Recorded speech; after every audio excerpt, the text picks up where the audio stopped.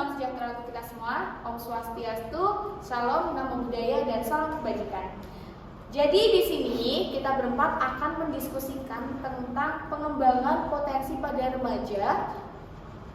Ya, tapi sebelum itu kita akan memperkenalkan diri terlebih dahulu nih. Perkenalkan, nama saya Yosi Intan Pratami, biasa dipanggil Yosi. Saya Tribus Gita Maharani, biasa dipanggil Rani.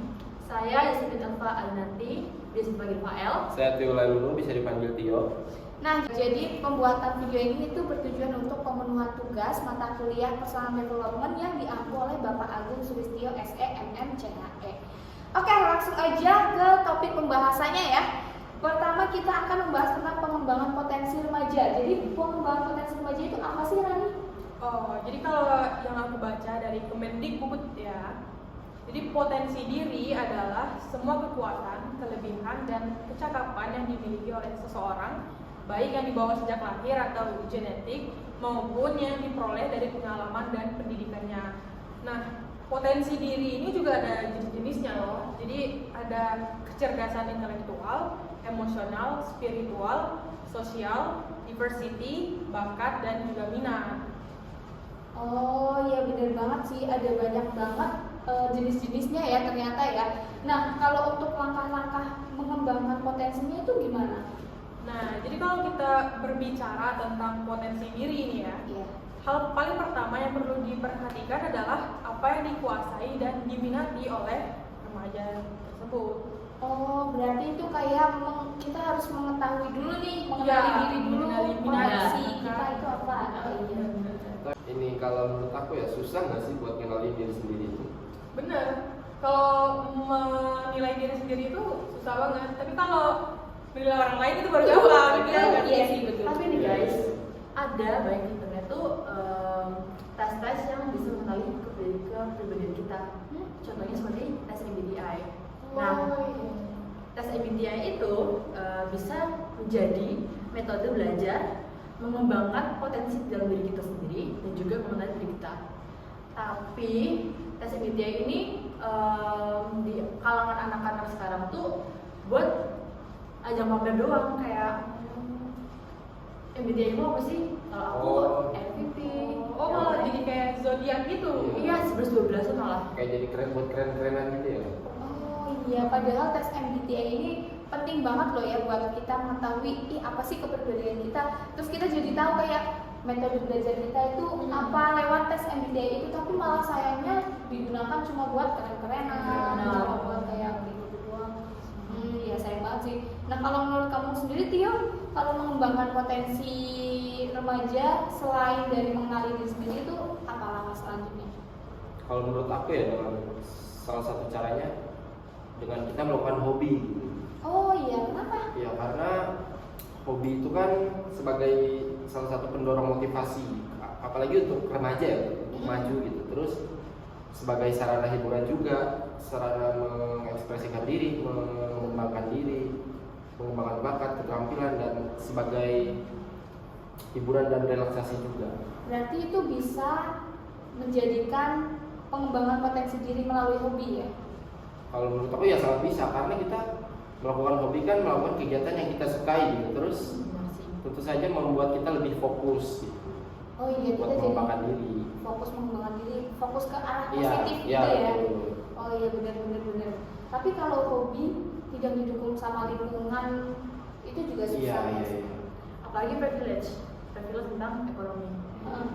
Banyak remaja yang punya potensi dalam diri dia, Ya. yang bisa dikembangkan lebih lanjut, tapi dia tuh mempunyai ekonomi yang rendah. Jadi nggak Iya. terfasilitasi gitu ya. Benar. Juga didukung sama lingkungannya Iya, ya. iya. Tapi kalau ngomongin soal lingkungan nih ya, aku jadi ingat waktu SMA dulu, ini sedikit cerita lah ya. Boleh. Jadi waktu SMA dulu nih, setiap upacara pagi, kepala sekolah aku tuh selalu bilang gini, gak ada murid yang bodoh. Yang ada itu hanyalah murid yang belum menemukan guru ataupun metode pelajaran yang sesuai.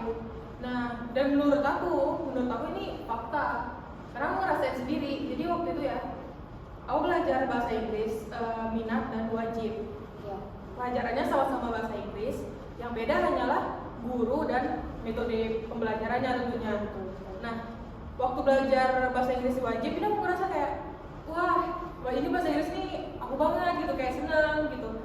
Tapi begitu belajar dengan guru yang B, itu merasa kayak, wah ini kayaknya susah deh, kayaknya bahasa Inggris ini bukan aku banget gitu. Nah, jadi menurut aku lingkungan itu sangat berpengaruh pada persepsi kita terhadap suatu hal. Jadi bahkan potensi yang kita miliki itu bisa aja terkubur sia-sia kalau kita nggak berada di lingkungan yang tepat. Gitu. Bener banget, berarti lingkungan itu sangat mempengaruhi untuk mengembangkan potensi remaja ya. Bukan cuma lingkungan di sekolah yang tadi guru ataupun lingkungan keluarga, ekonomi kayak gitu ya. Pokoknya lingkungan itu sangat berpengaruh pada potensi remaja. Tapi ya teman-teman, kalau kita lihat sekitar kita aja nih, misal teman kita entah di kelas atau di kampus, kalian nyadar gak sih ada beberapa teman kita yang ternyata dia antisosial gitu. Itu kan berarti ada masalah kan sama pengembangan potensi diri dia. Bener. Ngomong-ngomong soal antisosial, ada temanku ini aku merasa kalau dia di sekitar kita, dia tuh kayak nggak ada di sekitar kita, cuma diem, terus kayak merasa gak kayak gak nyaman gitu. Oh, maksudnya kayak tubuhnya ada di sini, tapi pikirannya entah kemana gitu. Iya. Malah overthinking ke tempat hal-hal lain gitu ya. Oh iya, berarti punya dunianya sendiri gitu ya. Benar.